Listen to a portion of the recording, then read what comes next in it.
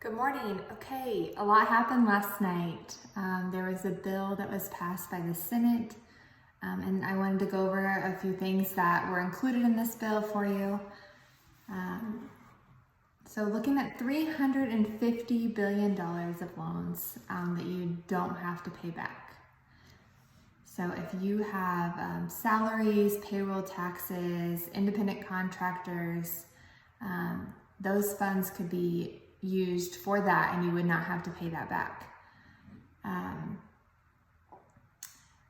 You'd want to make sure that you are tracking those expenses. So I went through earlier in the week and talked about how you could be tracking those expenses by setting up a separate job, a certain GL code, and be tracking those expenses. If you've already laid off employees, you could bring them back, pay their salaries, and use the funds that you can get from the SBA to do that. Okay, and we can get, in as little as 3 days, $10,000. So before your application would even be approved, you can go ahead and get $10,000 to help you with the expenses coming up. And if you don't get approved for the SBA loan, that money would not have to be paid back.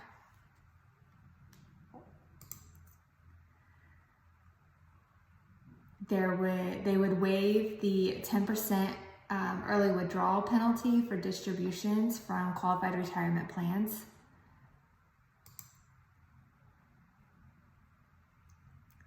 There's additional disaster loan programs that you can use to help pay for mortgages, rent, utilities, payroll, any of those items.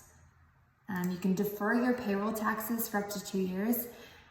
This could get some businesses in a lot of trouble, so I want to caution you on this, that if you do this and you defer your payroll taxes up to 50% for 2 years, you need to be tracking it and you need to have a plan that you can be able to pay these back.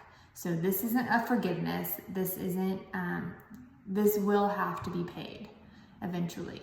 So you can look at it like an interest-free loan as long as you are tracking it and make sure that you are aware that you have to still pay those. You can go back and amend your tax returns.